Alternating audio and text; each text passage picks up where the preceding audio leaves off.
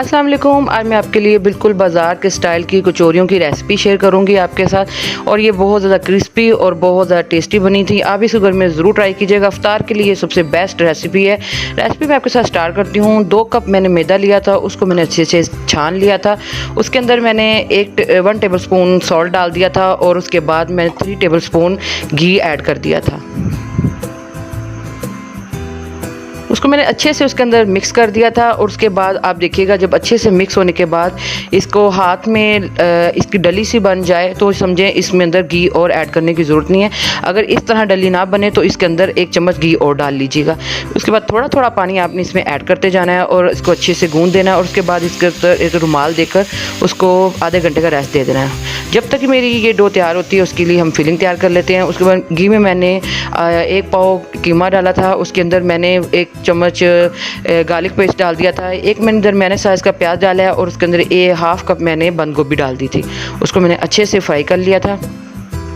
उसके बाद 2 बड़ी मैंने हरी मिर्चें कटिंग कर ली थी, और उसके बाद उसको भी अच्छे से मिक्स करने के बाद मैंने 2 टेबल स्पून सोया सॉस डाल दिया था, और 1 टेबल स्पून मैंने हनी मस्टर्ड पेस्ट का डाल दिया था। 1/2 टेबल स्पून मैंने चिली फ्लेक्स डाला था। 1/2 स्पून मैंने नमक का डाल दिया था, और जो सॉल्ट है वो आपकी अपनी चॉइस है। उसके बाद मैंने 1/2 टेबल स्पून ब्लैक पेपर डाल दिया था, और 1/2 टेबल स्पून मैंने चाट मसाले का डाल दिया था।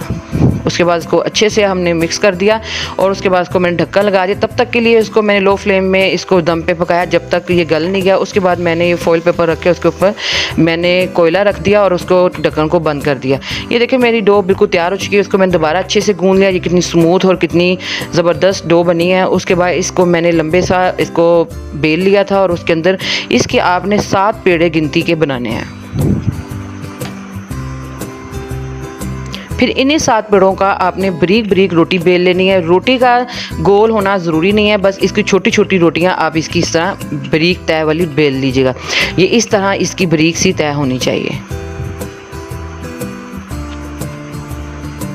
इसी तरह मैंने 1 बाय 1 7 इस तरह की रोटियां बना ली थी। उसके बाद मैंने 4 टेबल स्पून कॉर्नफ्लोर का लिया, और 1 टेबल स्पून भर के मैंने घी का लिया, और उसको अच्छे से यूं करके मैंने ये देखें पेस्टा बना लिया था।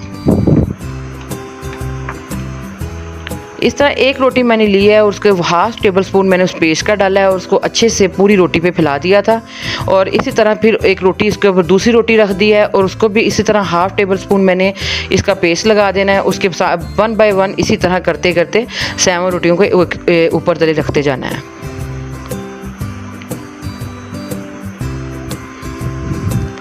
7 रोटियां जैसे ही लगनी कि उसको अच्छे से आपने ऊपर से प्रेस करना है, और उस अच्छे से प्रेस करने के बाद इसी तरह गोल गोल इसको दोबारा आपने रोल सा बना लेना। और उसके बाद इसकी आपकी अपनी चॉइस है, आपने जो कचौरी है उसको बड़े साइज़ में रखना है या छोटे साइज़ में रखना है, उसी हिसाब से आप इसकी पेड़ों की कटिंग कर लीजिएगा। ये देखें कितने ज़बरदस्त इसके अंदर लेयर्स आ रही हैं। उसके बाद इसको आपने जो फिलिंग जो मैंने तैयार की थी वो ठंडी हो चुकी है। उसके अंदर छोटी सी रोटी बेल ली है मैंने, और उसके अंदर फिलिंग डालकर यूँ करके आपने इसको अच्छे से उसका मुँह बंद कर देना। और देखें बड़ी ज़बरदस्त सी मेरी कचौरी तैयार है। अगर आपको मेरी रेसिपीज़ अच्छी लगती है तो प्लीज़ मेरे चैनल को सब्सक्राइब कर दें, मेरी वीडियोज़ को लाइक दिया करें, बेल के आइकन को क्लिक करें ताकि मेरी वीडियोज़ आपको मिलती रहेगा। ये देखें कितने ज़बरदस्त सारी कचौरियाँ 1 बाय 1 मैंने तैयार कर ली हैं।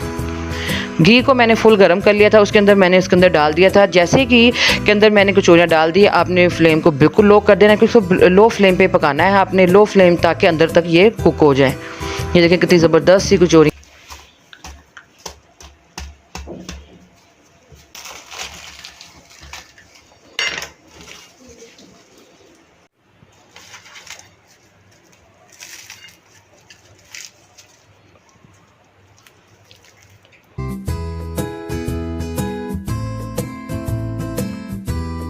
मिलूंगी नई रेसिपी के साथ, तब तक के लिए टाटा बाय बाय।